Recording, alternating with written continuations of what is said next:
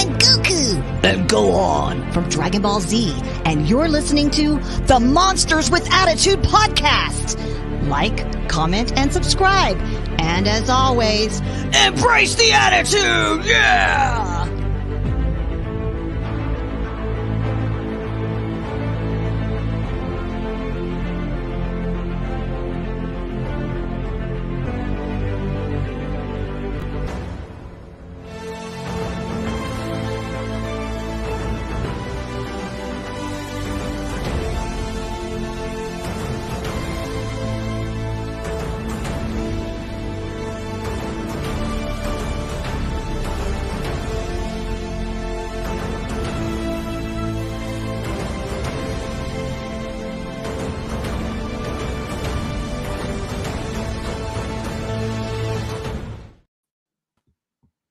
What is going on, everybody? Welcome to another episode of Raw Attitude presented by Monsters with Attitude. I am your host, Eric, and alongside me, of course, Joe, married to Kaiju. Joe, what is going on, buddy? How are you, Ben? I'm so excited. So excited. I mean, all I have to say is that we have Kong on our show. I mean, that's freaking special, man. Like, oh, man, that just gives me goosebumps. Yeah, it's my wife even had to do a run in backstage and say hi because she's as all of our listeners know, she is Team Kong, I am Team Godzilla, and we were a house divided. But Alan actually said something that made a lot of sense. Maybe we're not a house divided, maybe we're a house balanced, which actually fits very well into the Monsterverse because a lot of the themes are balanced. So, all right, I guess I'll allow it. Absolutely. And yes, honestly, my girlfriend is actually watching this show. This is her first show. I think she's watching because Alan is on here and everything. So like, thank you, Alan, for getting her to watch my show. It only took Kong himself to show up. For her to support us. Thanks, Carrie. Love you. Oh, but yes, without further ado, we have a special guest today. He is well known in the mocap acting community. He has done franchises like Marvel and DC and Lord of the Rings and Planet of the Apes, and now the Monsterverse with the last two Godzilla Kong films. Just an established actor, a great guy, and we are just super excited to have him. So, with that, let's bring on Alan Henry. Alan, thank you for coming aboard, man. It is really an honor. My absolute pleasure. Thank you so much for having me. Yeah, like we kind of had to do that the wife-girlfriend thing because it's true. Like we didn't see them for any other show. They haven't watched any other show. They didn't come on or nothing. And this one, they're like, yep, we need to see Alan. Yeah, they basically don't give a shit about the rest of all of our work that we've ever done. You've been here 2 minutes and you are already our most popular guest. So thank you so much for coming on. Oh, my pleasure. My pleasure. Well, I'm glad that I could bring you all together. That's I feel like my work is done. All right, thanks guys. Yeah, you made our wives happy. Thank you. All right. It's going to be easy sailing the rest of the night. Yes. Yeah, there we go. Yeah. Alan Henry, making other people's wives happy. Yeah. Making marriages work forever. Yeah, making marriages work. You know what? That's a way better tagline. I don't know. But Alan Henry, making other people's wives happy. That's kind of a great tagline. I'm putting that on the shirt. We're getting shirts made, and that's going to be the back of it. Yeah. Oh my goodness gracious. But thank you for being here, and we'll just kind of jump right into it. So we were kind of talking backstage and everything, and we were kind of comparing New Zealand with the States and everything like that. And just kind of want to know like your backstory. You know, why did you come to the US? Was it just because of your job, or for other reasons? And then like, what is the difference between like New Zealand and the States, for in general? Good question. Multi-layered. I like it. Yes. So I guess the general gist of Alan Henry, the person, Yeah. I wanted to be a cartoon when I grew up. I grew up watching all of those Saturday morning cartoons, Yes. and I just loved the idea that cartoon characters seemed to be able to do anything they wanted, be anyone they wanted. They could dress in costume. Some of them could literally change themselves into different shapes, and they could experience so many things. And they could fall down and get hurt or get, crushed by the boulder they were trying to smash on the Roadrunner, and they'd be hurt for a bit, and then they'd be fine the next episode. And I really loved that kind of, like, it's like a joyous immortality when they're like, well, I mean, that might hurt for a while, but you know what? Tomorrow we're back at it again. I've got a new idea. I've got a new plan. Hey, gang, let's do this. Just that freedom that cartoon characters have, where they weren't kind of boxed in, and they weren't like, not typecast isn't the word, but they didn't get limited by who or what they were. And growing up in a low socioeconomic neighborhood in a region of my country, there was not a lot of opportunity for anyone who wasn't a dairy farmer or didn't want to get involved in that, because we were surrounded by farmland. Like, where I lived was a hub, like a convenience hub for the local farmers to come in and get groceries and get fuel and things like that. And it was one of those towns. It was like a little town by the coast. We'd go to the beach all the time, and I grew up surfing and skateboarding with my friends. And there was there was an industry there before I was born, which was kind of the town was kind of pumping. It seems very similar to a lot of regions in the States, from what I hear. There was an industry, and the town was pumping, and then that industry stopped, and the town was just almost gutted. Yeah, there was there was suddenly nothing. Well, not a lot for the people around there. A couple of good friends of mine are from like Kentucky and from Appalachia, and they talk about what happened with the mines and how business was booming, and then suddenly there was a big structural change, and the towns that they grew up in, they noticed in their childhoods a real big difference. And for me, that was the same. So there was not a lot of opportunity, and for a kid who was as weird as I am to try to realize any kind of potential was not looking good. And unfortunately my dad passed away when I was 10 years old, and so we moved to a slightly bigger city, and it was the beginning of the steps forward for Alan Henry.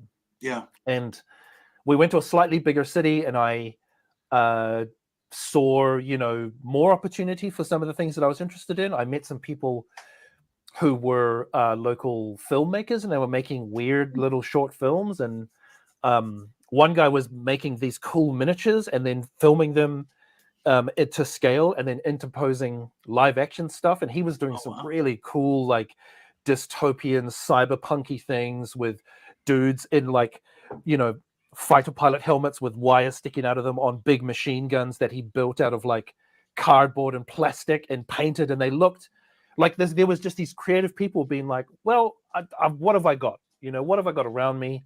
And they were very industrious. And for me, I was like, okay, so I can just do this myself. Like, I don't have to wait for someone to give me permission or wait for someone to teach me everything there is to know about this. I can just do it and learn on the job.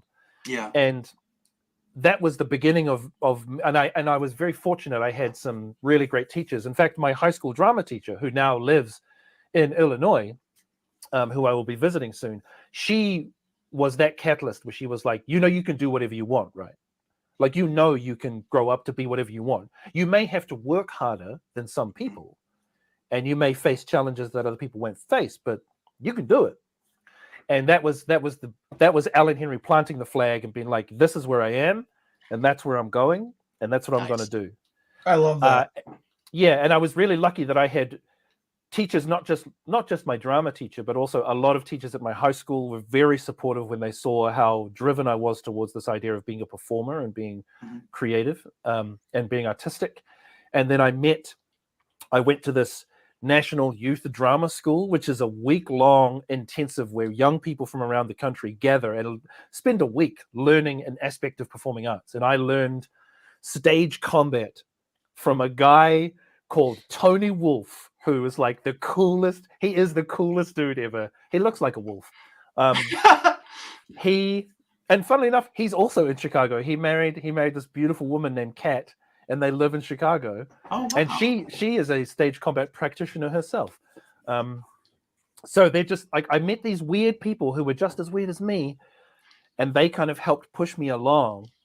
And then fast forward a few years through high school education and tertiary education, and we get to Allan Henry at drama school, about to graduate after 3 years of training, still very green in the industry, but 3 years of being at drama school meant that I spoke to people in the capital city in Wellington, where I now live, who were making the kinds of work that I wanted to make.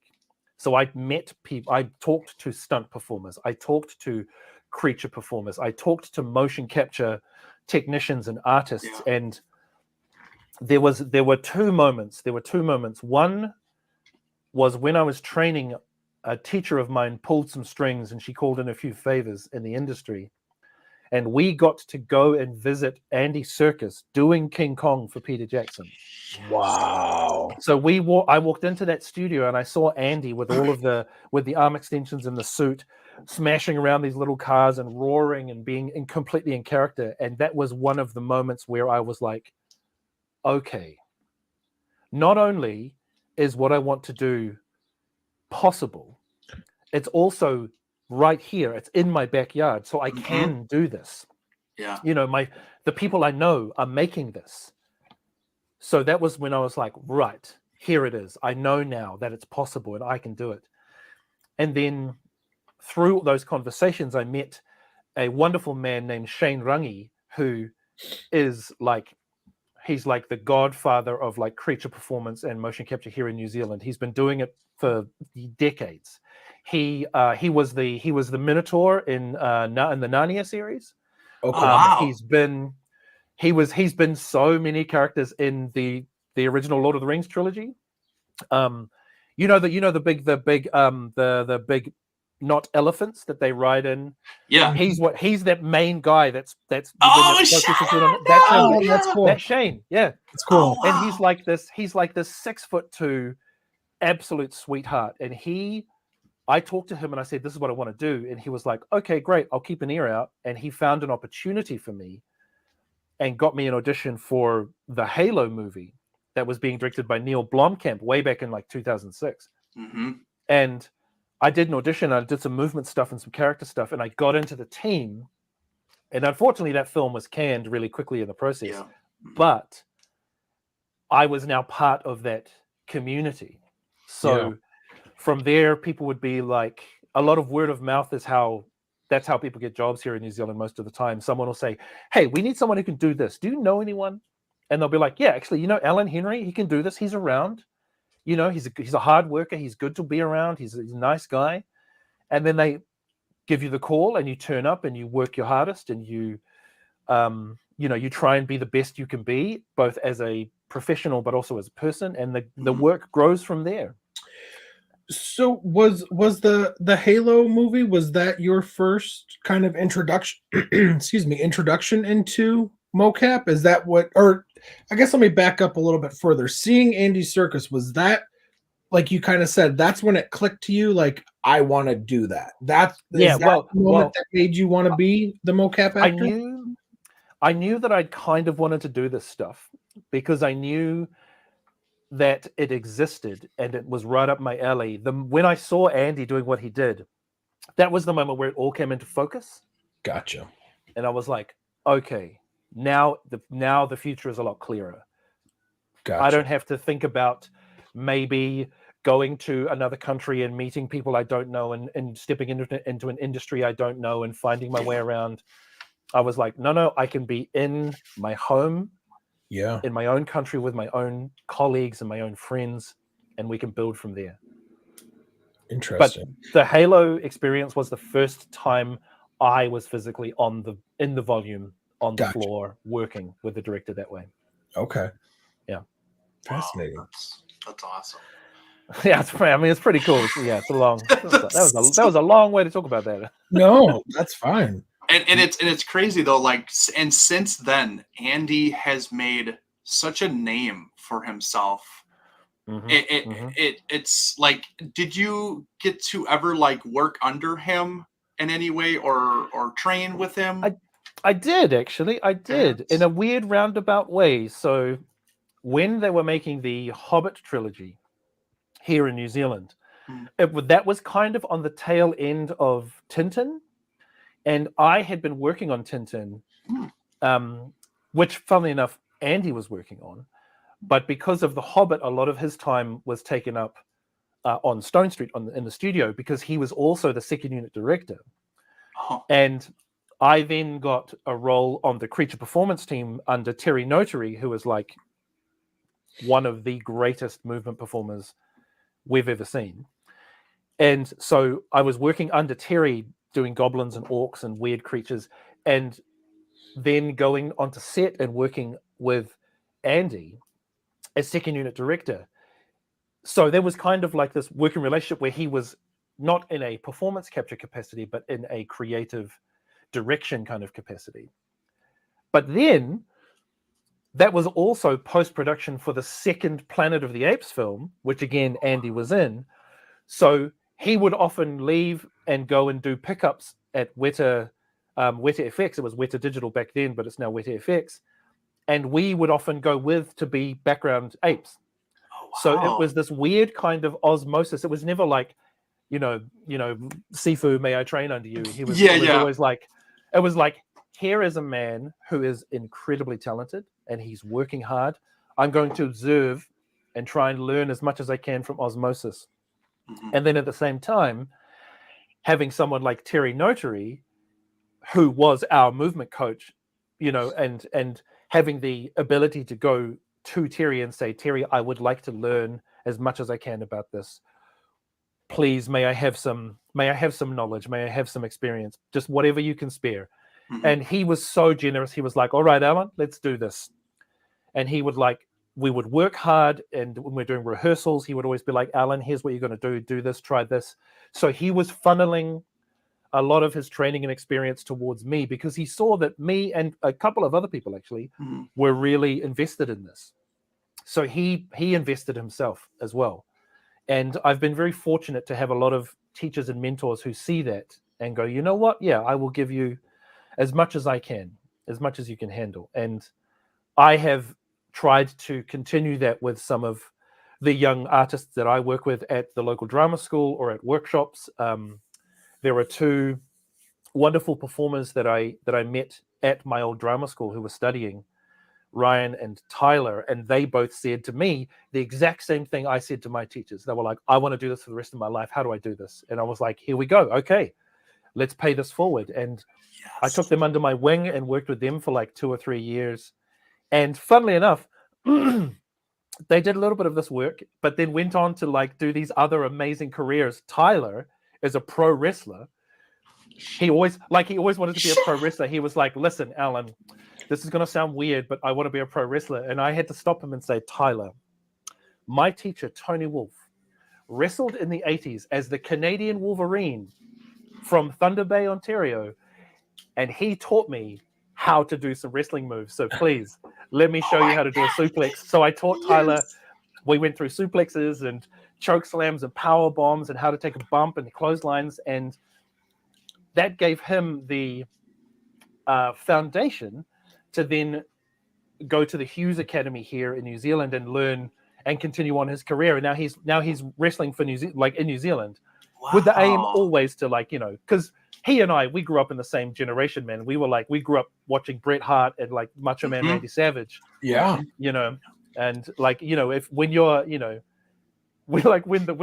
when you've got someone who is the cream of the crop, that's what you're aiming for. And he did the same thing that I did. He was like, that's where I'm going. I want to try that.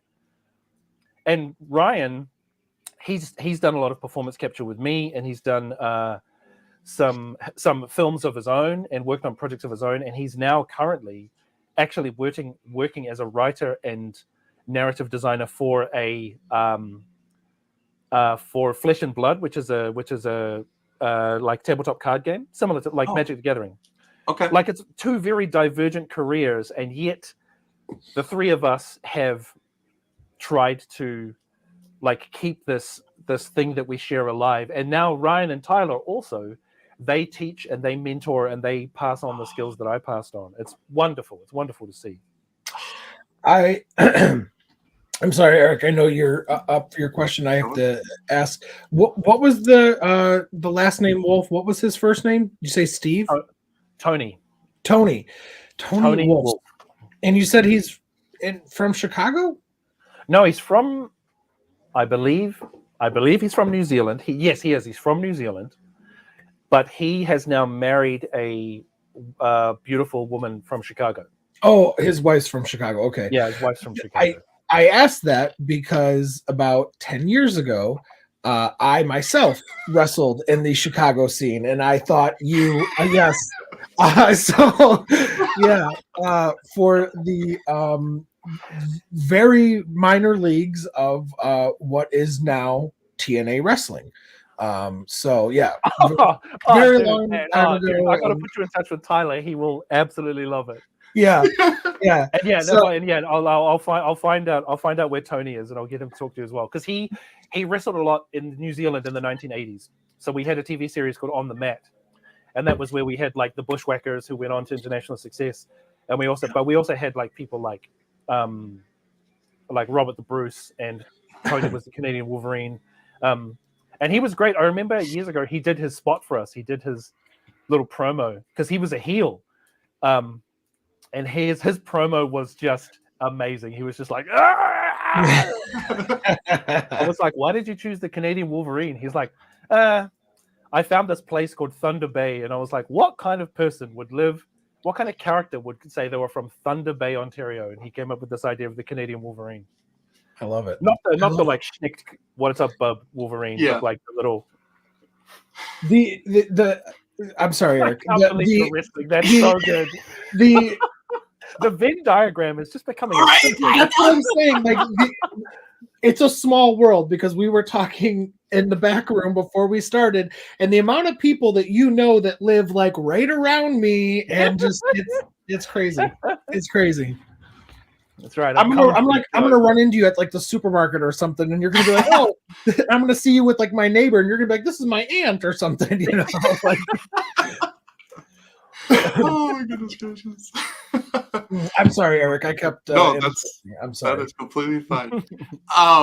So my next question would have been, what was the typical day like when you were on set or filming for you when you're doing the motion capture?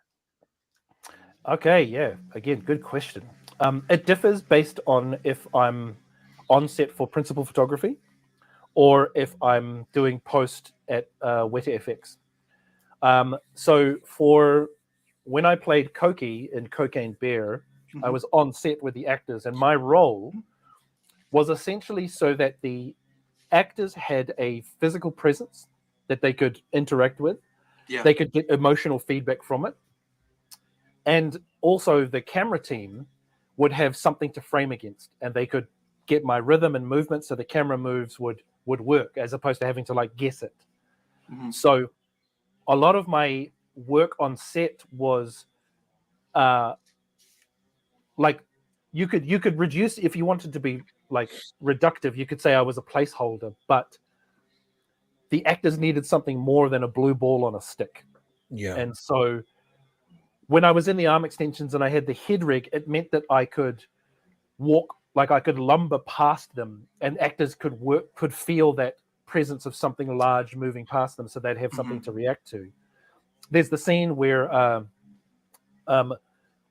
Eddie is on the ground and Koki falls on top of him and falls asleep, and we could have just thrown a sandbag on Alden, sure, but there's something weirdly more like more fulfilling to have like weight on top of you and to feel that weight breathing and kind of so like, I mean, like it's also a weirdly intimate part of the script to be in with Alden.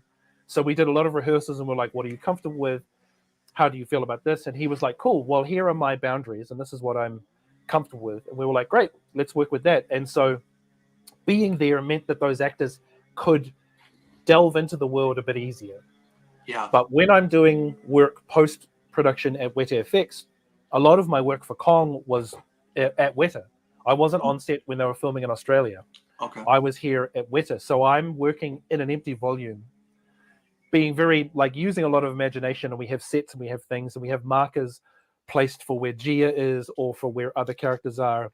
And when I'm fighting other Titans, there'll be other performers, and we just work in that volume, and we look at the shots with an animation supervisor or the VFX director or producer, or we may have notes from the clients, and we just work. We go, what do we need? We need this, A, B, C. Okay, and then we go and do it, and then we come back and we're like, cool, next shot. How does that work? So when I'm in the studio, my role is very much part of that that pipeline. So I'm a part of the puzzle. Okay. And whereas when you're on set, you're still part of that pipeline, but there is more.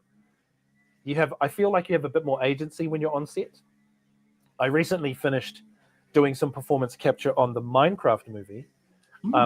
And so I was on set working with Jack Black and Jared Hess, the director, and there was a conversation happening. And just like in Cocaine Bear, when I was on set with Alden and O'Shea and Elizabeth Banks was directing, that conversation was still happening, where she would say, the bear is going to do this, and the actors would say, okay, well, I'm going to be here and doing this, and I'd say, well, okay, cool, well, I can come around this way. I probably can't go this way, though.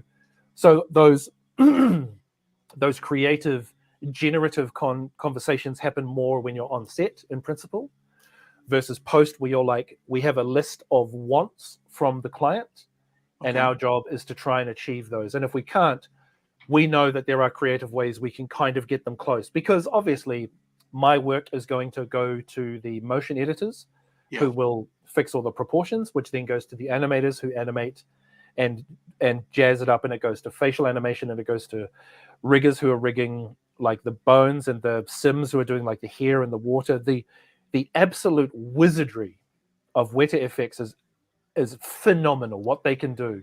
And I love watching the stuff that we work on, because like I remember, I'm like, oh, I remember when I did that when we were fighting the Leviathan in the lake. Yeah, I remember. But then I look at it and go, they have made this so much cooler than I could ever do because I'm a human, right? And I'm bound by the laws of physics. But these animators take what I do and amplify it so much and augment it so much that it's an absolute joy to watch. I've watched Godzilla X Kong like 5 or 6 times. For the sheer joy of being like, I did this and my friends helped and we made this cool thing together, and big monsters. Yeah, punch them again, Kong. Now, well, I will just say that I have also watched Godzilla Kong, The New Empire, like 5 or 6 times. Can't wait for it to come out on home video, by the way. Side note. But doing this mocap stuff, like how is it difficult doing animal versus human, or is there like is it kind of just the same, or is there like what's the differences there? Or I shouldn't say human, but like humanoid character. Yeah. Good question. I would say it's complex. I don't know if I'd say it was difficult. It's complex, and for some people, complex is difficult, and for others, not so much. One of the challenges we have with creatures like Kong or any Titan is their scale. And, Kong's like 300 feet tall. So that's the way that he moves from when you suddenly put Kong in this world that is bound by its own set of rules and physics. And, you have to figure out how. I can't just sprint full speed because when they translate that motion onto Kong, he's covering 4,000 kilometers in a couple of seconds. And he's moving so fast that the world around him is going to react in weird ways. Going back to that Leviathan fight in the lake. Yeah. When he takes a step, he's moving like hundreds upon thousands of gallons of water, right? With each step. And when the simulations sim that, early sims, he would take one step and water would just be like everywhere because he would create a tidal wave. Yeah. So my performance then has to factor in that idea of how do I sell just how big he is and how powerful he is, whilst not destroying the illusion. And likewise, there was an interview with Kevin Smith and Ludo, the VFX soup, where they talk about in Hollow Earth they had to adjust the physics a little bit and mess with gravity a little bit, so that when Kong and Suko and the Leviathan are in the water, you can see what they're doing. Yeah. Because in early Sims they would move and water would just, there'd be a wall of water because of so much being moved around, so you couldn't see anything. So they have to, like, they do some wizardry and some adjustment, and my role is to think about the story we're trying to tell. How can I move? Like, do I need to slow it down? Do I need to change the way that I'm standing, the way that I'm moving? So it like, fortuitously, the Titans, they're humanoid, so it's very simple to translate that to my body, because it's like, okay, biped, arms, they have a spine that works relatively the same way. When we're doing non-humanoid creatures like the monster from Shadow in the Clouds, or the creatures from the Tomorrow War, that's when it gets weird, because they're often like, here is this creature that could not possibly exist. All right, Alan, make it work. And I'm like, well, I don't have a prehensile tail. I only have 2 legs and 2 arms. So how do I do this? When, for instance, in Godzilla versus Kong, when Kong goes into the temple and he finds the axe, and then Godzilla blasts the hole, and those flying, like, angry duck bird flying angry ducks. Yeah, you know what I mean? Like, we had to do performance capture for that, and I was like, guys, I don't have wings.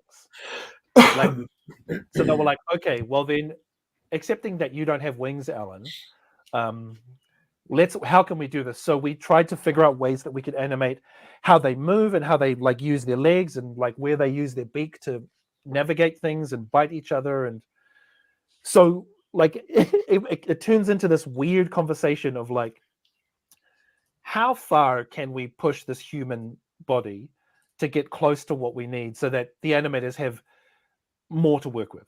Yeah. Wow. But again, like, you have to know that you're a piece of the puzzle.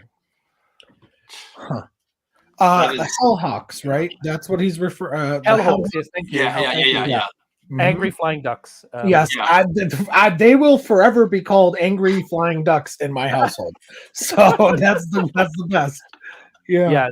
I mean, it was great. It's great fun doing that stuff. It's such a creative challenge, and you have to admit that when you see the footage of what we're doing in the suits, we look so stupid. We look ridiculous. Like, it's a grown ass man pretending to flap and, like, hit things with his legs and, like, and it's just the most childish, silliest thing. That it's like, I remember doing this stuff when I was a kid, and I had such a good time. And and now I'm fortunate enough to be, like, 42 years old and getting paid to do it, and doing it for, like, things that I really, really enjoy. Like, they'll call me up and be like, okay, we're working on the show. Do you want to be a superhero? It's like, yes, let us be superheroes. So I get to run around and punch things and pick things up and throw them and pretend I'm flying. And then they'll call me up and be like, cool, so we've got little Christmas elves throwing snowballs at Santa. And I'm like, right, let's do it. Let's go. So there's just this wonderful childishness that's really enjoyable. That is really funny that you could. I'm sorry, Eric. That you could go from playing like you said, like Cocaine Bear, and then you're Santa's elves, or that's great. I love it. We had a day where we had 4 different shows we were working on, and we did. It was like, what was it? It was, we were working on Valerian, City of 1,000 whatevers, and so they were like, okay, you're going to be the Bulan, who are the big, like, lumbering, the big chefs. And then we went to Fantastic Four, and they're like, cool, okay, now we're doing some experimenting. You're going to be Reed Richards. And I'm like, okay, how do we play with this idea of extending limbs? And then they're like, okay, now you are being a 10-year-old child. running away from a monster. Okay. And then they were like, okay, now, yeah, cool. Now you are going to be Iron Man. So it's just this weird brain, like, That's really cool though, to be all those characters. Yeah. Like, be able to And say, yeah, hey, that was- I was them. Yep.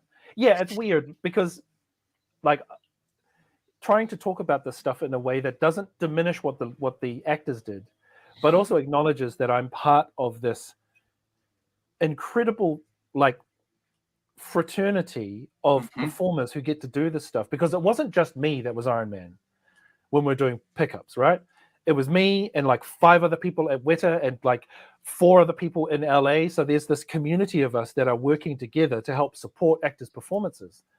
And I feel like we don't really talk about that enough because, you know, a lot of the time people just want to focus on their perceived idea of who did what, and, you know, only one person can be this thing. And it's an interesting conversation because Godzilla X Kong came out after Godzilla -1. So kaiju fans had the same character that they love being portrayed in 2 very different mediums, and 2 very, not mediums, but 2 very different stories. And they were both fantastic. Yes. And this idea that, like, you know, that your 2 things can be true.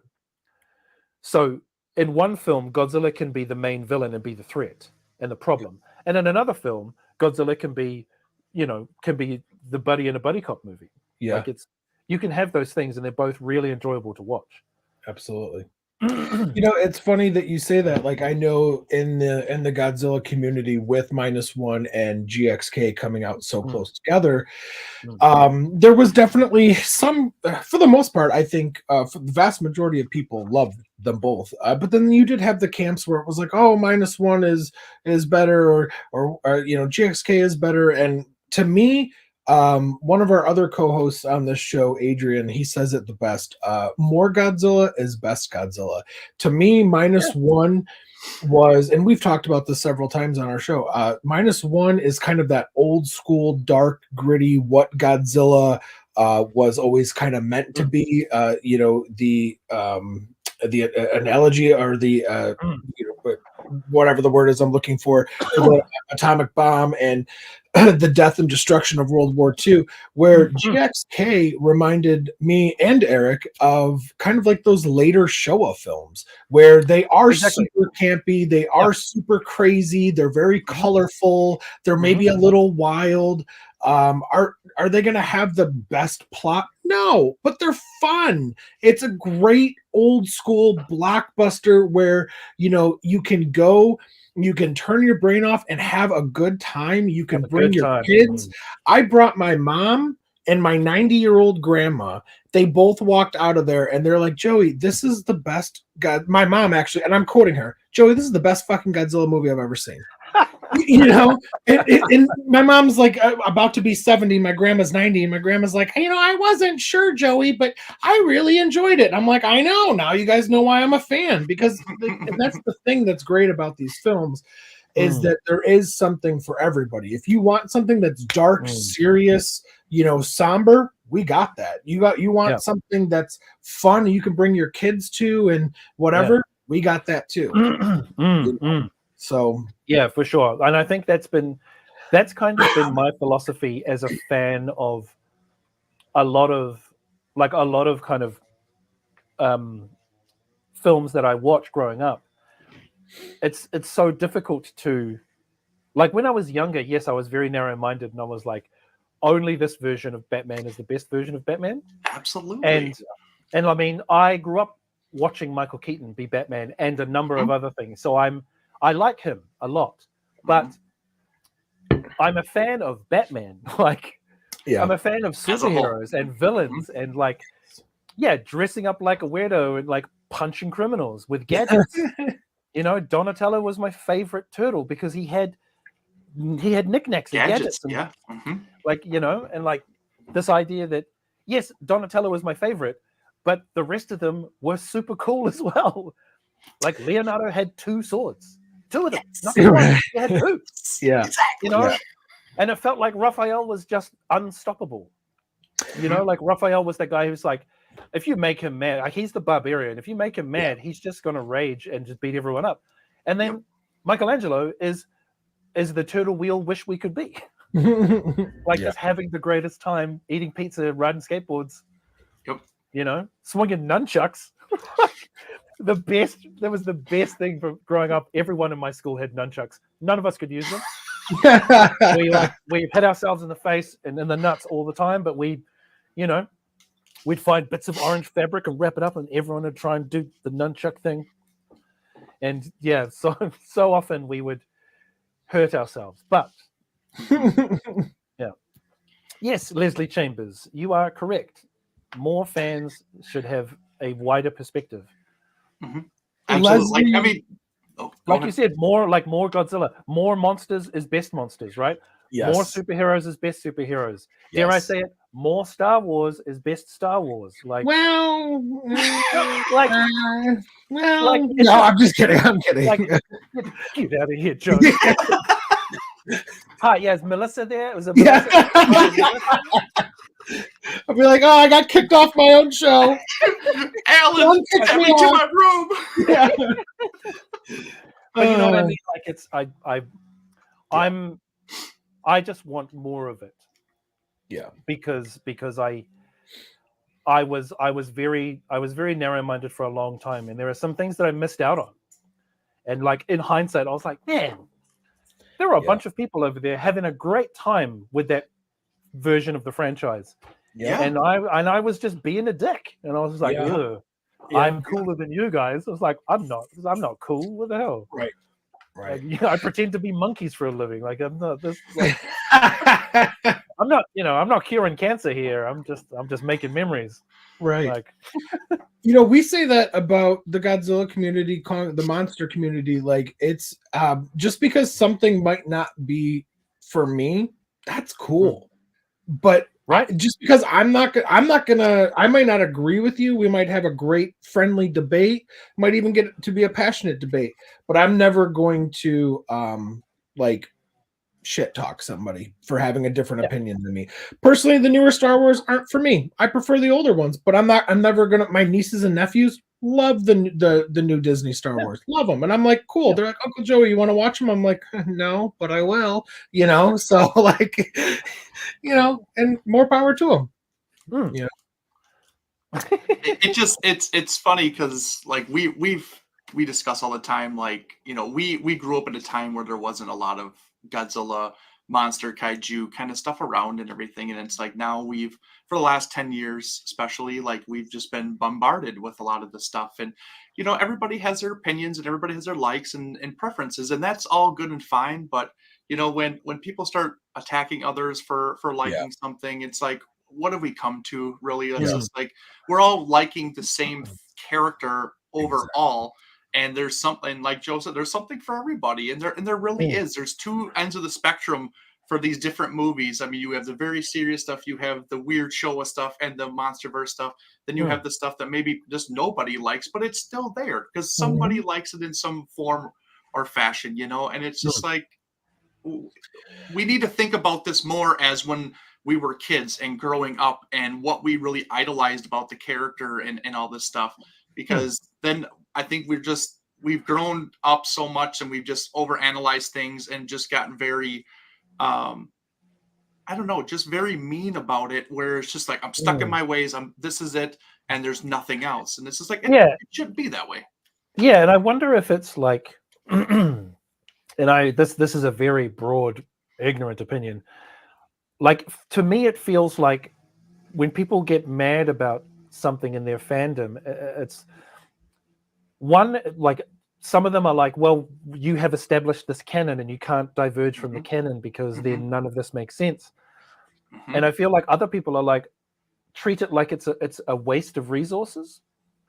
They're like, really, you had all this content you could choose from, and you choose this. Yeah. And it's like those are hard conversations to have. But again, going back to that idea of like when it comes to art and creativity and things that people enjoy. Like more is more. More is more. Yeah. And it's like, yeah, sure. Like the Acolyte there are a lot of people who didn't enjoy it. It's like you say, like, okay, sure. Like, let's encourage them to make more stuff as opposed to being like, you've destroyed it. It's like, well, so now what? Now I what? agree. Yeah. Like, if you're going to stand there and say you've destroyed this franchise, it's like, oh, okay, so is that it? Right. is That's that a very it? good point. As opposed to being like, wow, I don't think this was possibly a good choice. Yeah. However, let's Right. let's keep going. Let's try something else. Right. Like when you think about cult classics, right? Like Rocky Horror Picture Show, The Princess Bride, The Breakfast Club. They did okay, but there are a lot of people that didn't enjoy them. And yet, lo and behold, we get to like 10, 15 years later, and everyone agrees that they're really enjoyable to watch. I mean, 16 Candles, Pretty in Pink, like a lot of John Hughes films, are pretty problematic in some of their depictions of relationships between people. But that's kind of the point. Like, they're supposed to be problematic relationships. That's the story they're telling. Yep. Absolutely. You know, That's awesome. like to go like, hark back to Pretty in Pink when everyone's like, oh, Ducky Dale, like what a tragic hero. You're like, no, Ducky Dale is a warning. Like, Blaine is a good guy. Blaine is a good man. He adores her. And Ducky is the one who has issues. Like, Ducky is the problem. Yep. But everyone's like, oh, he's so cute. It's like, yes, he is. That's the danger. You know? It's like, That's fascinating. Oh my god. I'm sorry, I didn't mean to preach. Oh man. No. It's a compliment. Honestly, it's a compliment.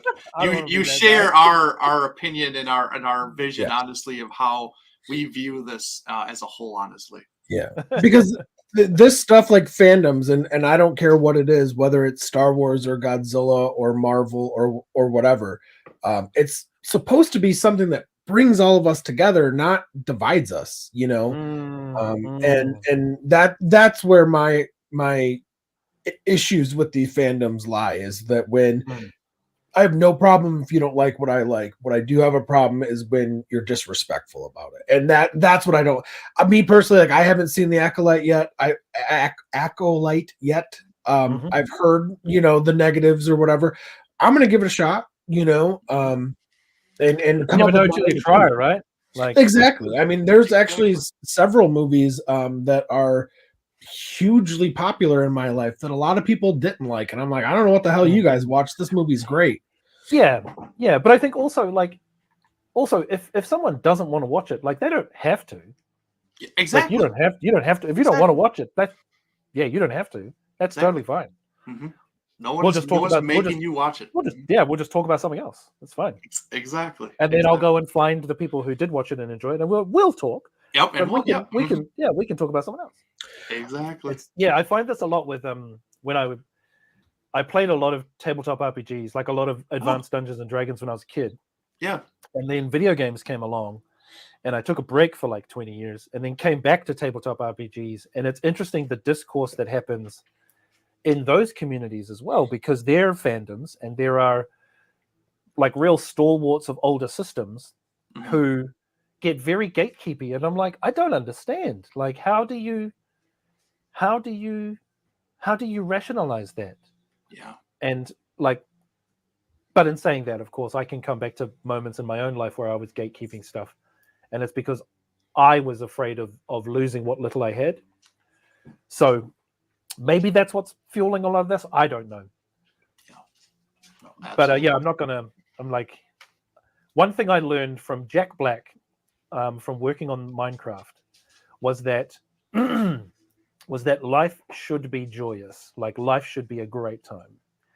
And if something is like harshing your vibe, then there are moments where you can like step away from it and change the direction, or like guide things along. And it's like, it can be scary to do that, but also it's, he's Jack Black.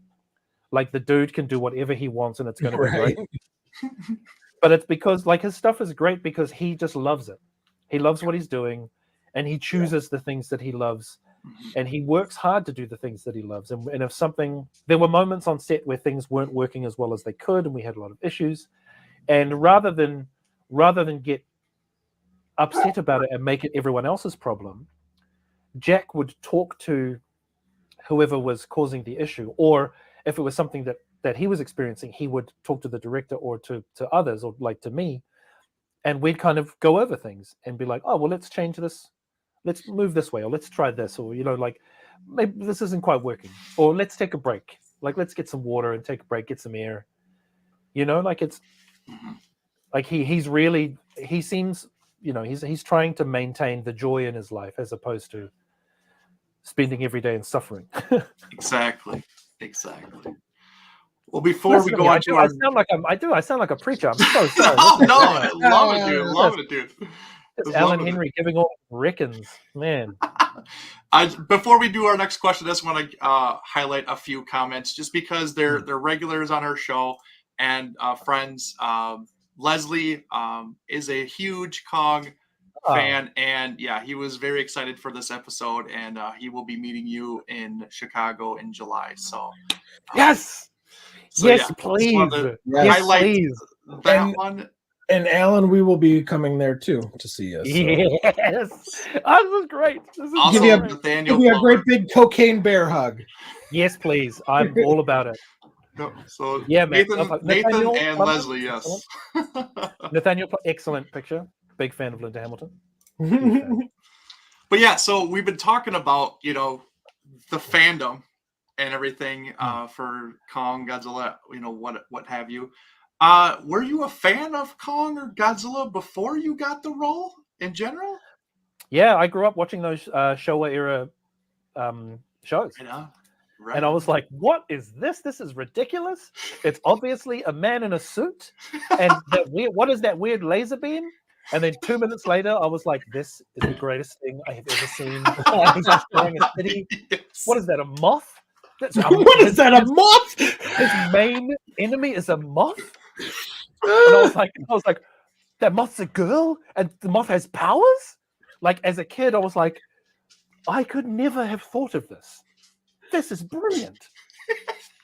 So big monsters, it's right up my alley. And then that, of course, that was like, the pipeline towards like big machines and anime and and then all of the trauma that is Neon Genesis and then kind of seeing this resurgence of big monsters has been great. I've always been a fan. I remember watching the old Faye Dunaway, King Kong, the Harryhausen stuff. And I was like, wow, look at that. He likes that girl. Huh. So, but I mean, I've always been a fan because I've always been a fan of things that are imaginative and fantastic. Because there wasn't, I had to be imaginative and fantastic in my town. Like there was nothing to do. Yeah. So my friends and I would reenact our favorite cartoons. We'd pretend to be Transformers, or I don't know if anyone remembers the Galaxy Rangers. No. Oh man, you got to check them out. You got to check it out. It's so good. Okay. Basically, a group of 4 like sheriffs get magical powers in space. Yes. And they have I know what you're talking about. Yeah, and the leader has a superpowered arm, and there was a dude who had little nanites that he could send. They could do different things. Yeah, it's Galaxy Rangers, man. Whew, oh boy, I'm gonna write that down. It was one of those. It was around the time of when the Western world was being inundated with that anime vibe of cartoon. Yeah. So it was on the cusp of, we had Galaxy Rangers and the Voltron and we hadn't quite hit Sailor Moon yet, but it was still that early day of the introduction of those Japanese studio shows. Like Dragon Ball? Not quite. We didn't get Dragon Ball in New Zealand until the early 2000s. I want to say late 90s, early 2000s. Yeah, we came in at Dragon Ball Z. We didn't get Dragon Ball. Yeah. However, a lot of us in New Zealand did get the comics. So I remember having a stack of Dragon Ball comics, because we used to get these magazines that were like anthologies of Japanese content. Okay. So I encountered Dragon Ball, I encountered Guyver, I encountered like early like Hunter x Hunter, like all of that 70s stuff, which kind of may have propelled that journey towards anime as well. Yeah, just a bit. So you were saying, I just have to know, you were saying you're a fan of all this stuff. When you get the call, hey, you're going to be Kong, like a character that has 90 years, almost 90 years, or no, 91 years, 91 years. Of history, almost 100 years. You said you were a fan. Like, what's your, like, what are you thinking when we get a call to say, hey, you're playing arguably one of the most iconic characters in film history? There are always two things that happen. One, I'm very professional. So I say yes, of course, excellent. What a great opportunity, thank you. And then deep inside, 8-year-old Alan Henry is like jumping up and down and like running around and running on walls. Like there's, the 8-year-old Alan is just like, yes, and but yeah, on the outside, I'm like, yeah, very cool and collected. Not at all. I'm usually on the phone being like, what? Are you serious? Really? I mean, yes, of course. I'll see you Monday. Of course, yeah, brilliant. Yes, yeah. But I do really, respect the lineage that these big monsters have, and working on Godzilla versus Kong and then Godzilla X Kong, having that lineage and that history to draw from was great, because we were like, okay, looking at how Kong has been portrayed in these films, and even like, because we looked like, I think this is a direct continuation from the Kong we saw in Skull Island, which was, funnily enough, Terry Notary, one of my mentors. Like, it was a continuation of that. So we had these cool storyline threads that we could kind of follow along and be like, well, is it this? Is it kind of here? And yeah, I just like, what a joy it is to be able to play a creature like Kong, because not only is Kong this incredibly powerful titan, but a lot of the audience's engagement is with Kong as a character. And Weta made sure that all of Kong's emotion and communication was in his face. Yes. So it's in his eyes and his eyebrows and his chin and the way that his lips move and the way that he breathes. So one thing I love about playing creatures is that you get the chance to imbue them with a soul, because they're soulful creatures. They're even the nasty, horrible ones that are killing things. They're full. They have this fullness. So just like any other character you would play, any human character in any role in any show, you find the soul of that character and you find why they do what they do, and why doesn't Kong talk? Why does he have such a strong relationship with Gia? Like, what is it about, about that connection, and how does he express himself? Because he only signs to Gia. He can sign to anyone. He could probably sign to all the other characters, but he doesn't. He signs to Gia. Mm-hmm. With everyone else, he looks at them or smirks at them or roars at them. Mm-hmm. So why does he make those choices? What connection do Kong and Gia have that he doesn't have with the other humans around him? Same with, and you see it in Godzilla X Kong, when Godzilla sees him in Egypt, and it was like, well, time, I told you not to come around my turf, like, you're going down. Yeah. And you can see that Kong's like, no, wait, like he's trying to. Yeah, I love that. And Godzilla's like, I warned you, and Godzilla does what he said. Like, Godzilla does what he said he'd do. He's like, I told you. So there's this moment where those two have to communicate. Yeah. But they're just even Godzilla. Like, I really appreciate the fact that for Godzilla they got someone like TJ Storm to do it, because he is incredible as well. He's an incredible performer, both as an actor and a creature performer, because Godzilla has a different communication style as well, but he still communicates in the way that he turns his head and the way that he looks at you and how he roars at you, like the way that he holds his body. Like, TJ understands that. And watching him work is a great joy because I'm like, the dude is so good. Like it's watching him, watching Terry, watching Andy, watching Toby Kebbell do Koba in Planet of the Apes. I'm like, these people are so great. They're so good.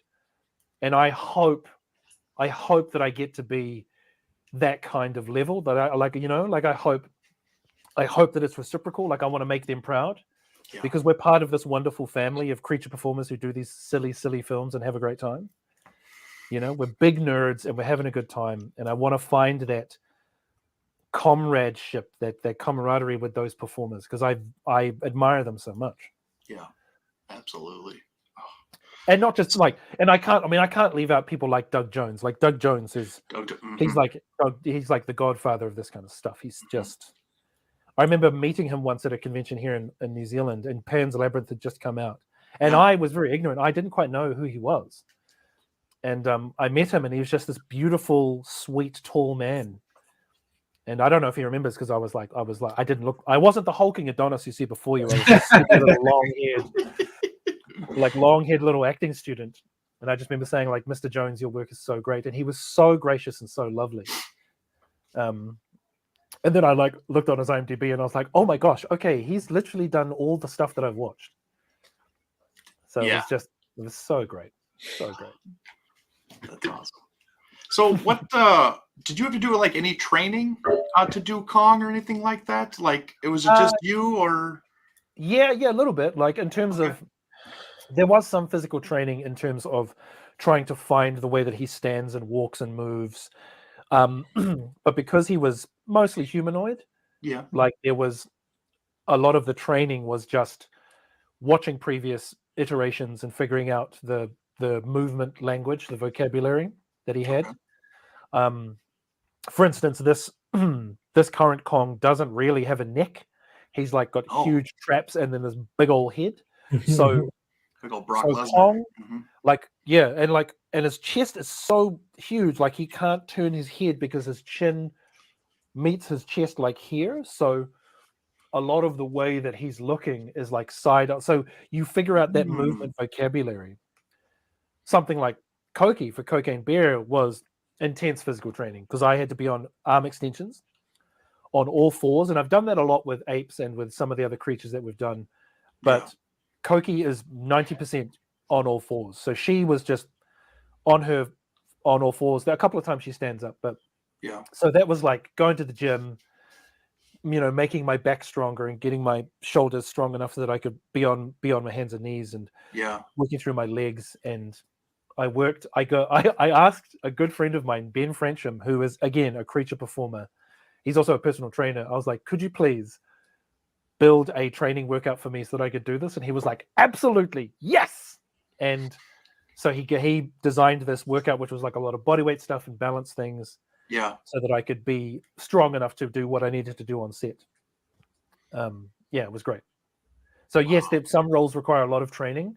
I have had previous training with like growing up doing martial arts and sports and dance and acrobatics and things like that, and being a stupid teenager and climbing trees and jumping off cliffs and riding bikes over ramps, that kind of stuff. So I've seen some like behind the scene videos. I believe they had to have been from King of the Monsters, where TJ's fighting the gentleman that did Ghidorah. How do you guys break down the fighting sequences? Like, how does that work? Are you guys actually going through everything, or is it just kind of like, this? We treat it like every other fight scene in every other show. So we work out the story beats, what needs to happen through various points in the fight, and then we'll come up with the choreography based on who the character is and what they can do and how they move.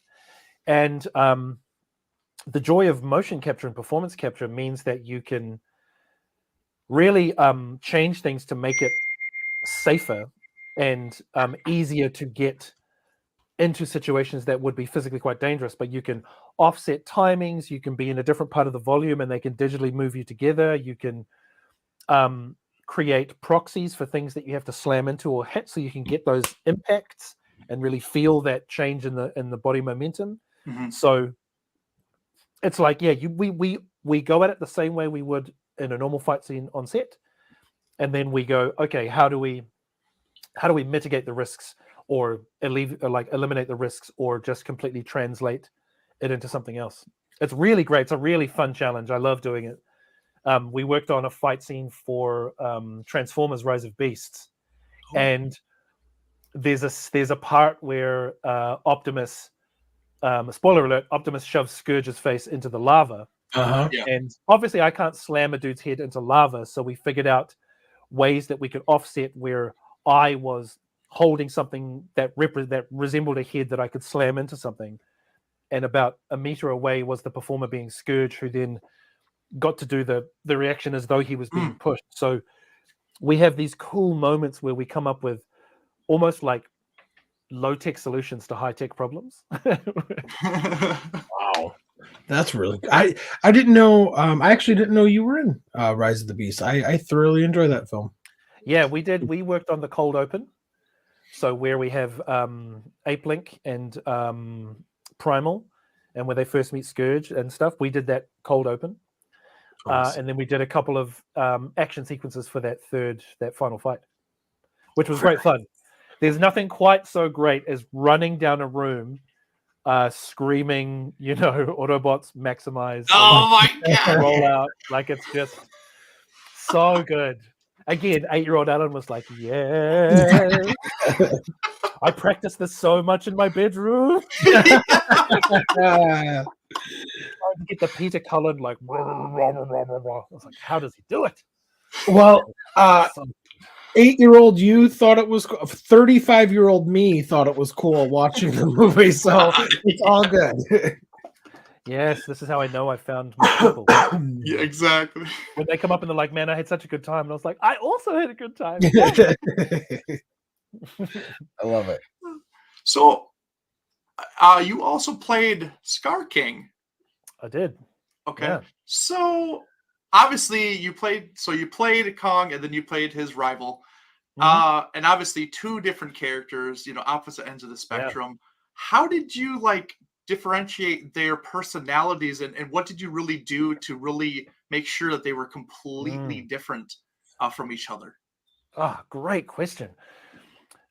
So we would find little hooks or triggers, just little things that differentiate between who they are. One of them is silhouette. Okay. So if you saw them in silhouette, you need to know who's who. So Kong is very broad, and Kong faces his challenges square on. He's unafraid. Whereas Skar King is not as muscular as Kong, but he's agile. He's got those big, long arms, and he's very slender. So a lot of his shapes were about him moving around to the side and looking sideways, never being square. Even though he could, he would always use his length and his agility to his advantage. And where Kong is chest up and almost like jaw forward. Yeah. Skar King was very low, looking through his eyebrows a lot of the time, and never stopped moving. So it was this idea that he was always, you never knew which way he was going to go because he was always moving. And then when you see those moments where he's stalking and then suddenly slams both his arms down and leaps forward, yeah, it's him showing you that he's just as fast and powerful as he is slinky.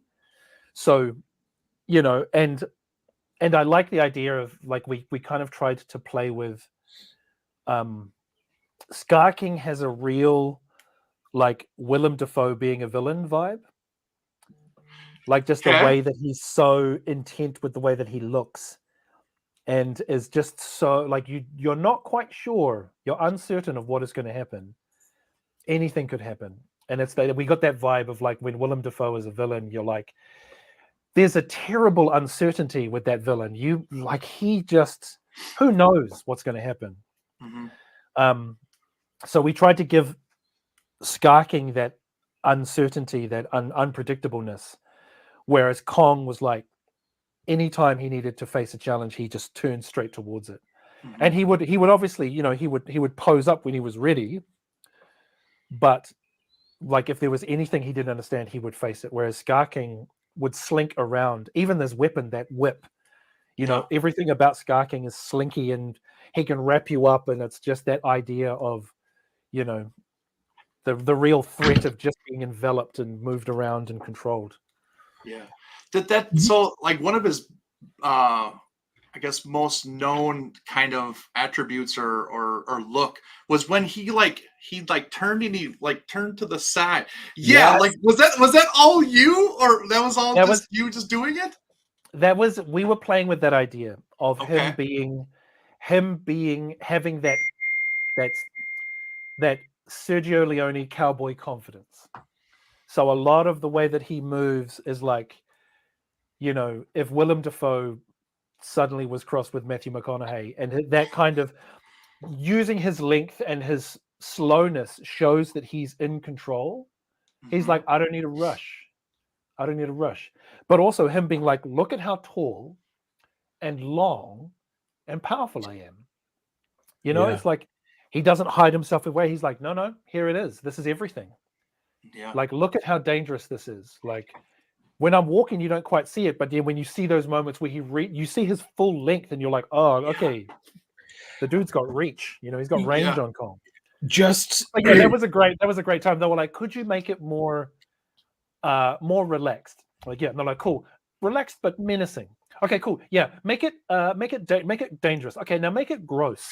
So we were kind of trying to find these ways. Gotcha. Just watching you now, I'm literally seeing Skar King from you. It's amazing. It's super impressive. He was so much fun. I love it. I also have to say, full transparency, you're gonna like the story at the end. When the teaser first came out for the new Empire, I was not sold on Skar King. It was your and even as a design, I was like, okay, it's cool, but I'm like, to go against Kong and Godzilla, it was your performance. Like you said, that turning and seeing you move. I came out and I said to Eric, and I was like, man, I was not sold on it. And I didn't know who you were at the time. I do now, obviously. And I was like, but that the eyes, the movement, like all of it sold me 1,000%. And I'm not just saying that because you're here, but your performance made me believe that Skar King was this threat that it was built up to be. And side note, it must have worked because you guys just did the highest grossing Monsterverse film of all time. So there's that. Well, thank you very much. That means a lot. It's Skar King was such a fun character. It was, but also the team we were working with. Ludo was the VFX, the animation supervisor.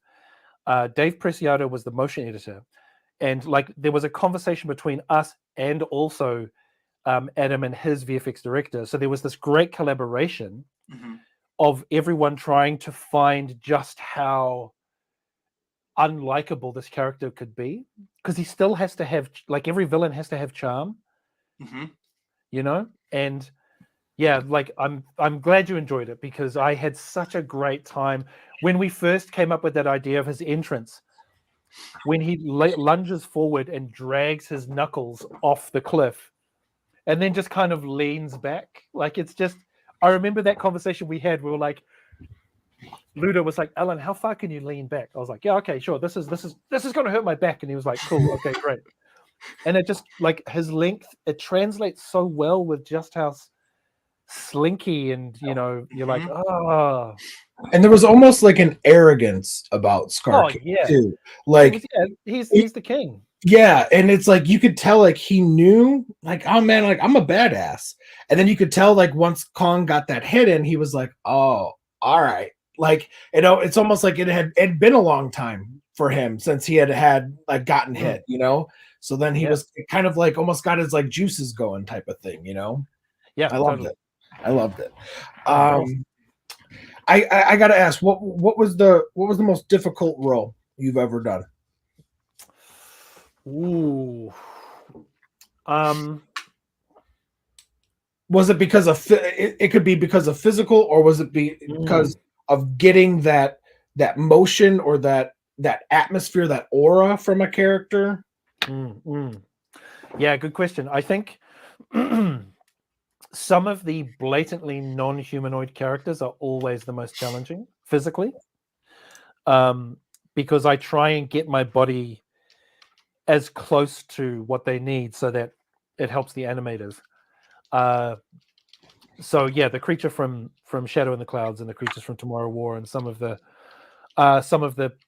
like when we do things for Maze Runner, we did the Cranks, who were like these kind of weird zombie kind of creatures that had sporadic movements, and the image was that every muscle in their body is firing at once but at the wrong time. So that was like hours and hours of being constantly tense. In terms of character wise, they're always a challenge, and Kong, there's a lot of expectation with a character like Kong because of how, like with most characters, because of how loved the character is and because of what has already been established as truthful for that character. So it's challenging to meet those expectations. A decent amount of my career has been filling in roles for action scenes or sections of the film that we've been assigned to. And it's similar to what we did with Kong, where like you have an actor's performance or a character's movement that you have to honor and you have to match, or a general vibe. Like when we're doing the apes for any of the apes films, they're like, this is the vibe of these kinds of apes, and this is the vibe of these kinds of characters, and this is the vibe. So you're trying to, if you're filling out a background, you're doing maybe 25, 30 different versions of the same character. Yeah. So that's some mental gymnastics. So a lot of my job, to hark back to what we talked about earlier, a lot of my job is complex. It's complex. It's not difficult. It's complex. And for me, that complexity I can navigate quite easily. Some people have to work a lot harder to navigate it, but it's complex. I'm living proof that if I can do it, anyone can do it. That's for sure. Well, you are immensely talented. I got to say, I look at mocap actors as modern day suit actors. Like us as Godzilla fans are like, I have the utmost respect for Haru Nakajima, the original Godzilla suit actor. Yeah. And while he was extremely limited in that suit, and the suits got obviously better over time, but it was his movements, his personality that brought those characters to life, whether he was playing Godzilla or I'm not sure if you're aware of this, but he also played Kong too. He did play Kong, yes. And his movements became just as iconic for Godzilla as his look, whether it's, the snout or whatever, and and I always say this, the aura of these characters. And I think that the aura of Kong, I think you bring it for sure, but and absolutely for Skar King too. Cause like I said, you took me from, I'm really not sure to, holy shit, I'm sold. And that for me to have that drastic of an opinion shift in such a short amount of time usually doesn't happen. So, thank you. I'm glad you enjoyed it. I'm glad. I was at the Northern National in Windsor last year, and I met Sonoi Nakajima, who was Haru's very nice. daughter. Yeah. Daughter, yeah. It was such an honor to meet her, and I mean, there was some Japanese cinema royalty there, like Bin Furuya, the original Ultraman. Yes. Yeah. Mari-san, who was the original voice actress for Astro Boy, like the godmother of voice acting. Right. Yeah. This cute, smiley little Japanese lady who really loves to drink beer. It was so good. She was so lovely. I love it. That's great. Well, I mean, honestly, like we could keep going with a ton of questions, but I just thought if we could answer a couple of the chat questions before we get out of here. Absolutely. Perfect. Could we point out Leslie's right here, Eric? He does have a problem with you kicking that ape into the fiery pit and making Suko cry. Which I have to agree with. I was like, damn, that's brutal. That was dirty. Damn dirty ape right there. Yeah. Yeah. But see, that's the thing. That's the thing. Skar King did have to kick him. Yep. Because Skar King could see the beginnings of a little bit of doubt and a little bit of an uprising. And he was like, oh, okay, you're all going to follow this guy? Well, Yeah. here's what happens if you step out of line. Boom. Yes. Because he's a bad guy. Bad guy.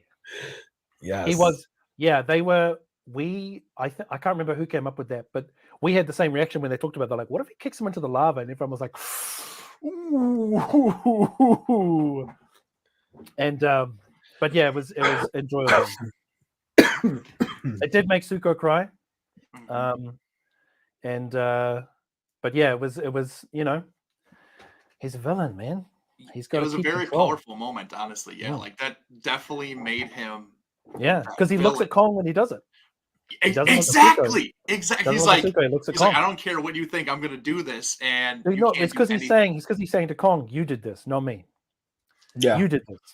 You came in here and started shit. Now I have to look what I have to do. Yeah. Look what you made me do, an man. example. Yep. Mm. Yep.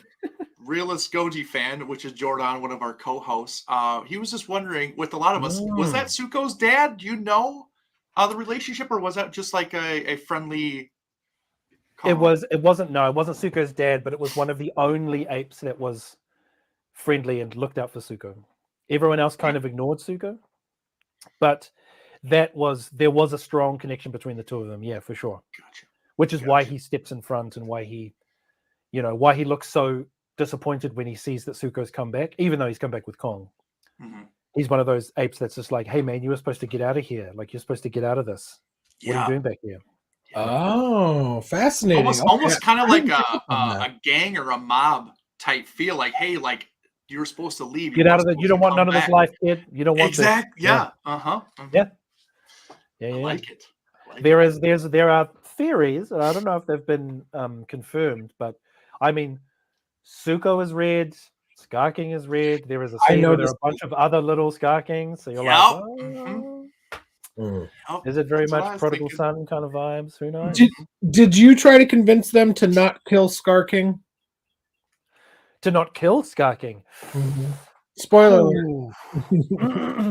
I honestly, I'm going to be honest, I chose not to know about that final scene. Oh. Yeah, because I think that fight in Cairo, I think Scanline did that actually. I don't think our motion was used for that. And they were like, oh, well, there's the end of the story. And I was like, la, la, la, la, la, la, don't want to know.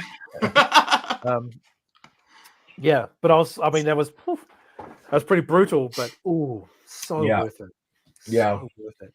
There were some real good like King hits in that fight where like he just like punching him in the face and knocking a tooth out, picking him up and slamming him. You're like, yes, this is the Kong we wanted to see. Mm-hmm. Honestly, we probably want to see a little bit more of that. Like, we wanted to see him kind of get more revenge on him. Yeah. Just one of those Hulkbuster moments. Hey, go to sleep, go to sleep, go to sleep, go to sleep. Oh my goodness gracious. Let's see what else we got. We have so many questions here in the chat. Hey, look, I'm like, it's middle of the day here, so I've got the time. Oh, good. Don't tell us that. We'll keep you here for another 4 hours. So Leslie was kind of just realizing that you had played both Kong and Skar King, and kind of connecting the dots with that, and then the Gargantua was honestly like kind of like a more of a modern version of it. Do you think that's kind of pretty close? I mean, I'll take that. I like it. I like it. I like it. Yeah. Thank you, Leslie. That's I'm glad you're on the same page. It's good. Did you see Nathaniel's here about Soulcalibur? Nathaniel asked if you had watched Walt Disney's Jungle Book and played as Ivy from Soulcalibur to get ready for Skar King. I mean, I don't think I could ever be as sexy as Ivy was. I mean, like it's interesting. Yeah, Soulcalibur, Ivy's introduction to Soulcalibur unlocked a part of Alan Henry that I didn't know existed. But the way that she is just as dangerous with that whip sword for sure played into it. Yeah. Very cool. I did watch a lot of Jungle Book. In fact, we worked on Jungle Book, and we did a little bit of Baloo the Bear, a lot of the monkeys, and they asked me to do a bit of King Louie, which was awesome. So, yeah, yeah. I mean, honestly, Nathaniel, I wish I could be as seductive as Ivy was. Like, it's just I don't know if a normal human can achieve that. I mean, speaking for me, maybe Joe, but I mean, I'm kind of under the spell right now of the Alan Henry effect. I mean, I'm sorry. I'm not even wearing my fishnets. Wow. I love it. I love it.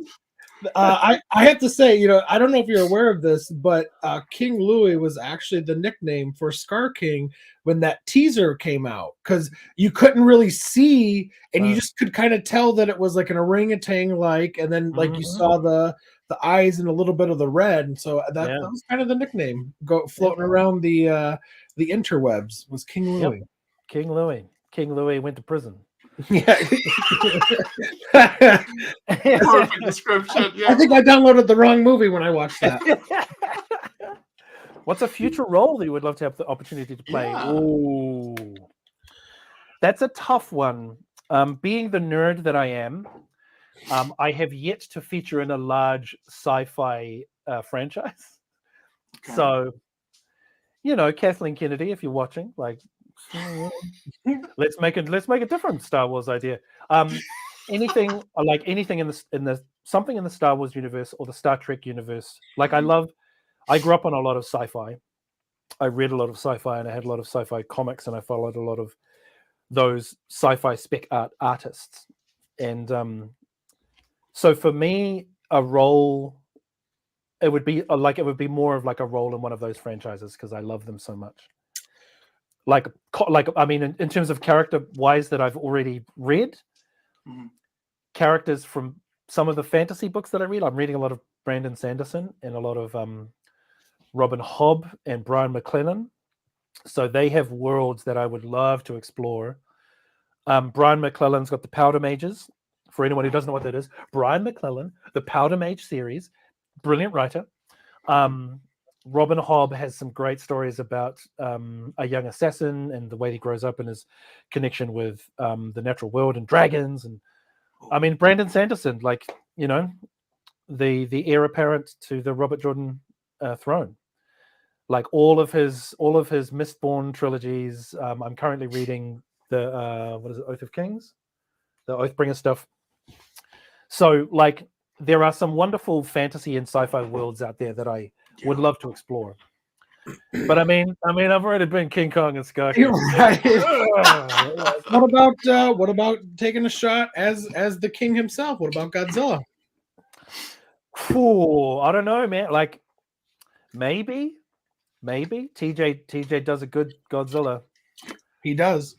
What I would love though is to do Godzilla with TJ. That would be fun. Yes. Okay. That'd be cool. I like that. You talked about wanting to do a Star Wars. Are you familiar with who Savage Opress is? No. Oh, the brother of Darth Maul. No. Yeah. Oh, so this is great. Yeah. So instead of, I will also point out, being a fan, there's a lot I don't know, and I'm always willing to For have sure. more lore just downloaded into my brain. So Savage Opress, instead of the red and black like Maul, he's yellow and black. Yellow and black. Oh, And, okay, yeah. it, has the horns and whatever, and is actually a Darth Maul's apprentice, and it's from the Clone Wars animated TV show, and there's also he's in some comics and whatnot, and there's actually a point where Darth Maul and Savage Opress team up and actually fight Emperor Palpatine. Yeah, and it's an amazing lightsaber duel, and Palpatine, Savage and Darth Maul, they kind of take over the underworld of Star Wars. They become gang leaders, but then they just kind of get more and more followers, and they take over Mandalore, and they kind of have this small army, and Palpatine himself goes to confront them because and he even says like, "You guys have become a threat," and they end up fighting. It's very good. It's very good. Check it Okay, out. like yeah, excellent. You sold me at Star Wars, so I'm in, Joe. Let's do this. You can be Savage Press, and I'll be like Jabba the Hutt or something. I'll be like, you know? Yeah. Oh, good question, Leslie Chambers. Who would Kong go up Destroyer? against? Destroyer? I mean, I don't even know if Godzilla can go up against Destroyer, right? Like, isn't Destroyer like the one Titan that Godzilla's always had trouble with? I would say that it was probably Ghidorah. That is my one complaint about that's the that's Monsterverse right. is that they, in my opinion, they wasted Ghidorah too early. They should not have killed him. He should have been because Ghidorah is Ghidorah is the Thanos of the Godzilla universe, or the Galactic. Yeah, okay, right. Universe. So to me, they should not have used him. However, if there is going to be a final boss, I think that the general consensus is that it should be either Destroyer or Space Godzilla. Space Godzilla.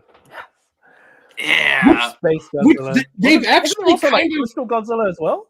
Yes, that is Space Godzilla. Yes, and they actually kind of teased that in the Monsterverse already. They in kind the of New Empire. Yeah, they do. They're always kind of hinting at something. I mean, look, I'm just looking forward to Kong going up against more enemies because doing the performance capture for a 300-foot tall gorilla that punches things and picks things up and throws them and fights using Suko as a weapon. Like I'm here for this. Yes. Oh my god! I'm here for this. One of the best moments in the movie. That moment. I think the VFX supervisor came up with it. I think as a joke, and then everyone realized it was brilliant, so they rolled with it. It was Suko nunchuck. And we had a little like maquette Suko in its own little mocap suit that I could fling around, and I whacked boxing bags with it, and then like kicked a mannequin and threw it. It was just. It was the funnest. That was one of the most fun fight scenes I've ever done. Where they're like, "Here, swing this tiny little monkey as a weapon." You're like, "Yeah, all right, let's do it." Yeah. Again, 8-year-old Alan being like, "Ha ha ha." After like the third, I don't remember if it was like the third or fourth time that I saw GXK, but I was walking out and there's like this group of like, I don't know, I'm assuming teenagers. And the one guy goes, "Holy shit, he beat the hell out of him with a baby monkey." Like, that was my favorite part. Like, yes. And that's what we're aiming for. So great. I'm glad it works. Yes. It was great. It was so unexpected too. Yeah, it was really well played. It's such a great time. Leslie wants to know, even though you fought Mechagodzilla and GVK, would you have loved to have fought King Ghidorah alongside Godzilla? Oh yeah, for sure. Absolutely. Like I love the way that they were working together, especially in GXK. Mm-hmm. The way that he like Kong's just throwing him at Godzilla, and Godzilla's like, "Oh, I'll just smash him with my tail and then zap him." Like it's I really enjoyed the way that the two of them were fighting together, because in Godzilla versus Kong, I like the fact that Kong has to think his way through the challenge of Godzilla, because Godzilla's like, "What are you going to do, man? I'm nigh indestructible and I can shoot you." and Kong's like, "I have an axe." Oh no. So the fact that Kong has to like think his way through the problems. Yep. And like, I'm not saying that Godzilla doesn't think, but Godzilla is well aware of just how much of an advantage Godzilla has. Yes. Like Godzilla's aware of that, whereas Kong is like, I don't know. And then once he's got his axe and he's got his power gauntlet and they start working together, I really like that kind of like, how would two gigantic monsters team up to fight something? Right. And fighting against something that can shoot you in many different directions. Yeah. That's like, that would have been fun. I just love Kong fighting things. I love seeing Kong and Godzilla team up, and like Kong like jumping on Godzilla and like riding him, like so many people did not enjoy that. I I loved it. I thought it was so Same. cool. The only thing it was missing, I thought at one point Godzilla should have been like, hey, and like Godzilla should have thrown him with his tail into bat and like have Kong like going with, yeah. Power Like gauntlet the, and act. Just, yeah. Yeah. Have you seen Matthew McConaughey in Reign of Fire where he jumps into the dragon's mouth? Oh yes. Yes. That should have been like Absolutely. Kong like coming down on Shimo or something. Yeah. Oh, yeah. That would have been so good. Did you work on the suplex scene? Funnily enough, no. I mean, I should have, Yeah. considering I've suplexed many people in my years. When I heard about that, and I was like, oh, what? You mean I don't get to suplex someone? Right?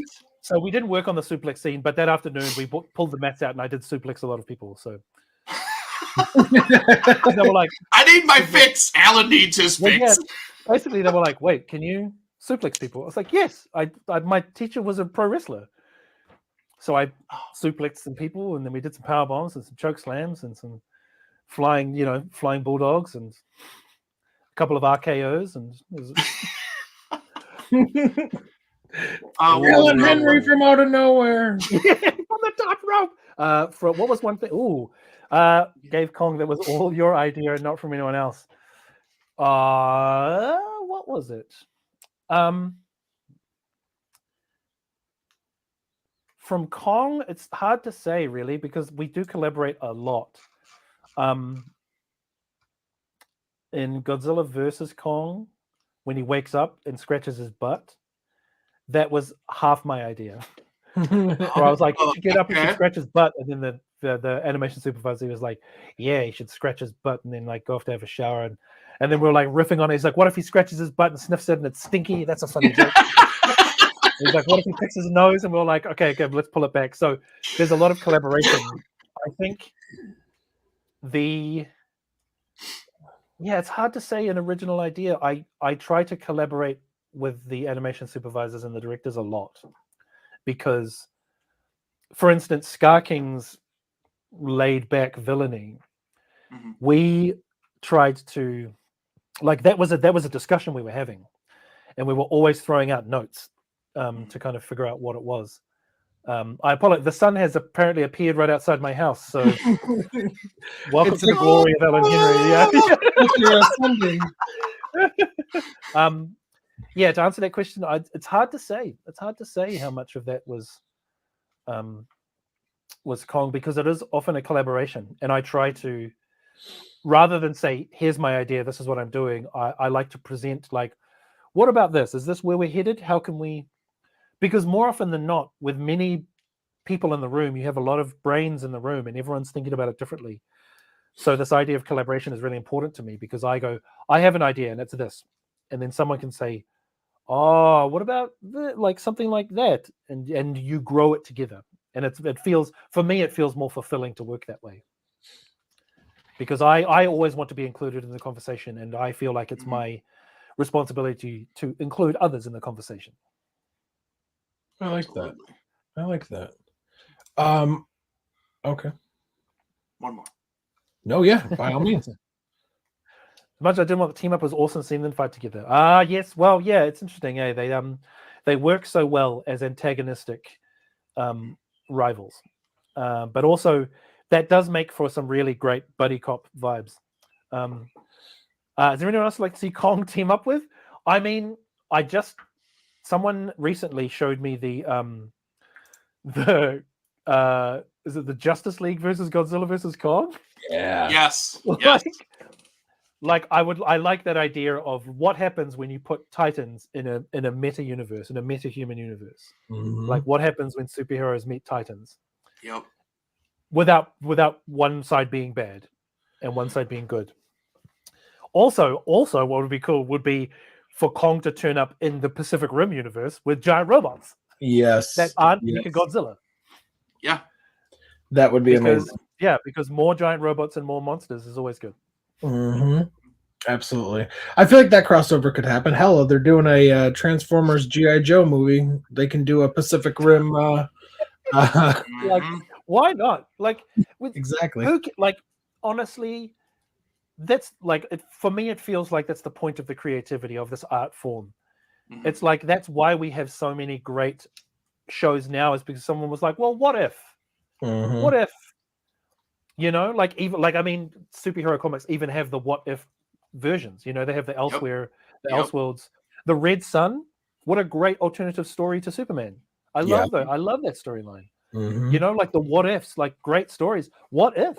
And then someone was like, what if Godzilla versus Kong versus the Justice League? Yep. Like, yeah, Exactly. bring it on. Bring it on. Like, bring up, please throw those stupid, weird ideas at me, because some of them will stick, Yes. and I'm here for it.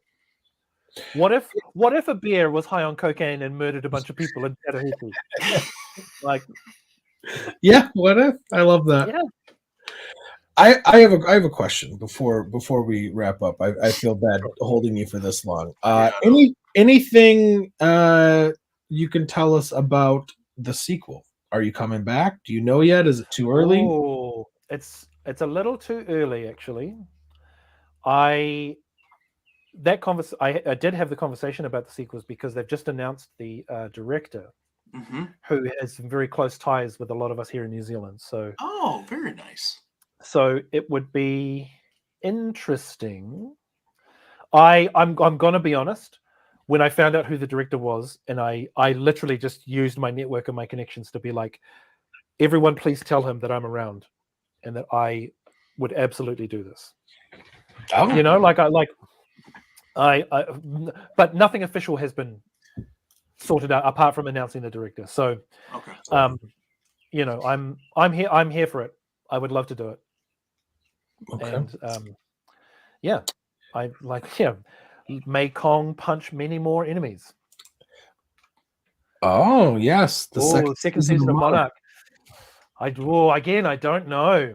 I don't know. We did that reveal of Kong for the first season, Yep. and a lot of those episodes of Monarch are split between studios, between VFX houses. Sorry, so I'm not sure yet. I'm not sure. Again, I said to the animation super, I was like, look, if you need more Kong, like I'm around.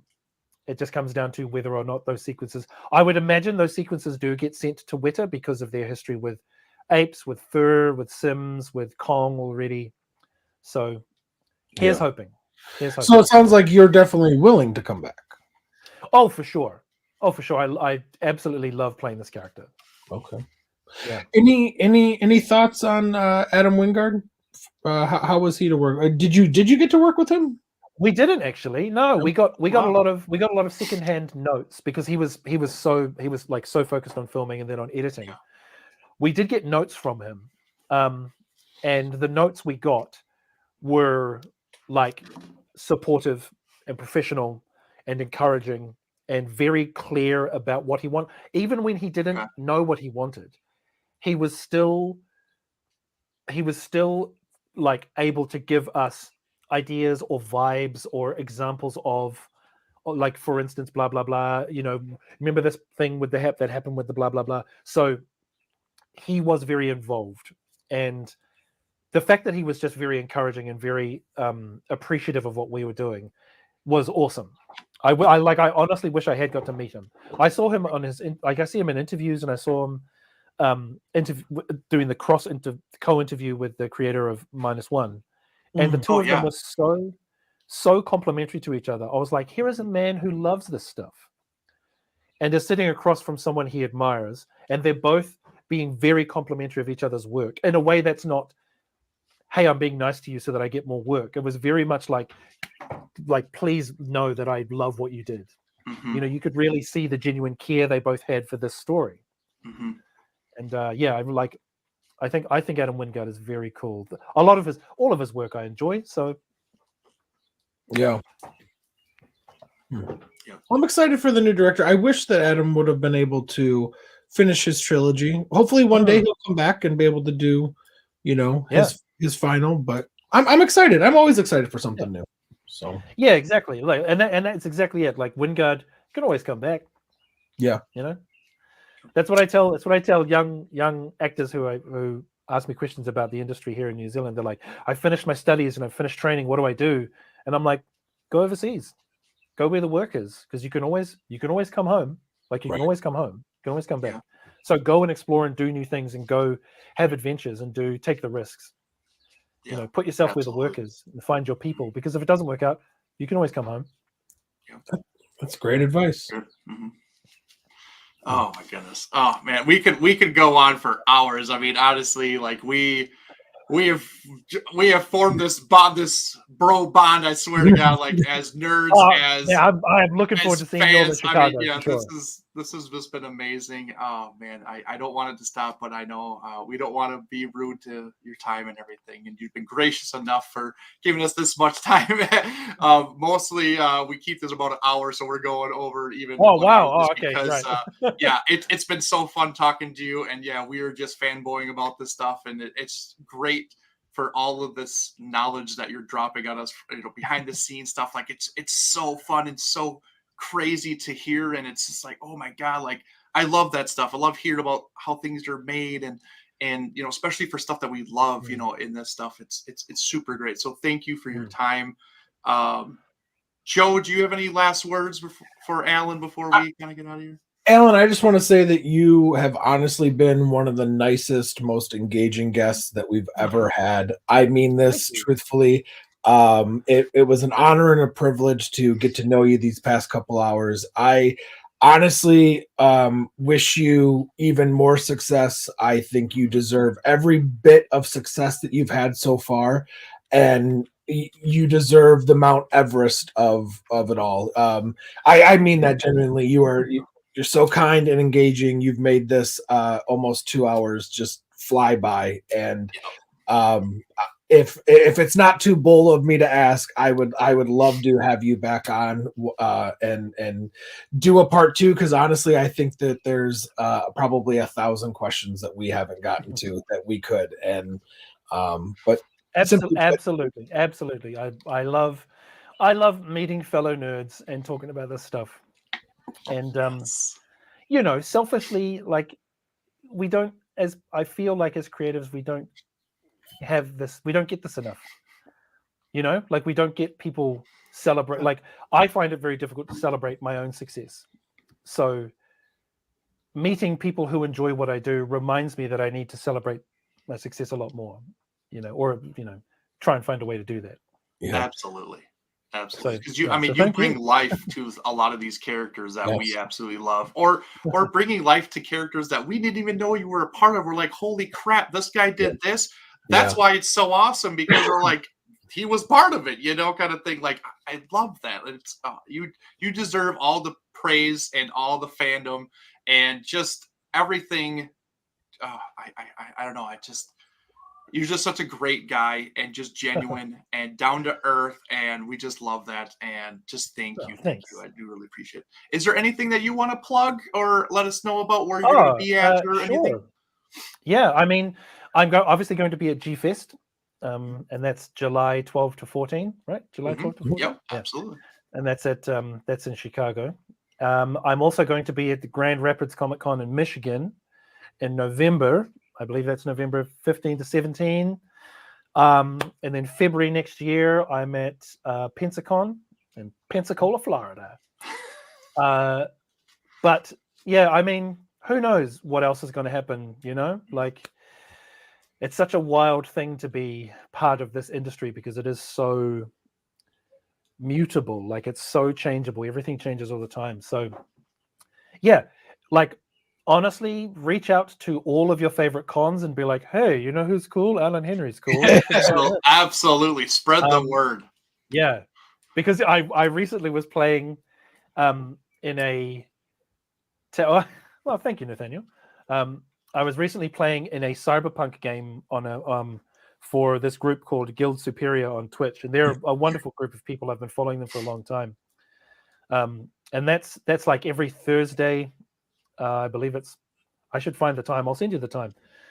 But yeah, I'm playing a lot of like tabletop RPGs and trying to find out where like all the tabletop RPG cons are as well. Because I'm like, well, if I'm in the States, am I around the same time as one of these cons? I'd love to go and like go to a gaming con, even just as a punter, and just be like, buy some games and see people play tabletop RPGs and get even more dice and things like that. Like, so yeah, any recommendations for like people have already mentioned Gen Con and Gary Con. So any other cons you think might be interesting, let me know. Okay. Well, yeah, I'm sure there's got to be somebody out there in the audience. Oh, that's so nice. Yeah, there's got to be somebody out there in the audience that'll let us know, and we can let you know about Please do, yeah. Mm-hmm. Yeah. Just highlight yes, a couple anyone, please definitely come and say hi at G-Fest. We'll hang out. It's going to be good. Absolutely. Yeah, we're gonna meet in person. I'm gonna bring a bag of cheese curds from Wisconsin just for you. No, like please do. When I was in Windsor, a bunch of them found out that there were all these Canadian treats and sweets that I hadn't tried. So every day people would turn up and be like, "Have you tried this Canadian sweet?" And I was like, "This is great. So please bring me all of the treats because there's so many American things that I haven't tried, obviously." Yeah. Eric will bring you the bag of cheese curds, and I will bring you the bulletproof vest for your vacation in Chicago. For my time hanging out in Chicago. Yeah. Oh my god. Oh Lord. Well, yeah. Oh yeah. But unfortunately, we have to say goodbye. Thank you again, Alan. Thank you to everybody who tuned in live and watched this later on. Please subscribe to all the socials and everything, and just show support. Please let your local cons know that Alan is available and he needs work. So get him work, get him money. He deserves all the money in the world because he is just the absolute best human ever. Honestly, it's been a blast thank you so talking much. to you. So yeah, but thank you to everybody. And with that, I think we're gonna get out of here. So bye everybody, and have a good night. Bye everybody.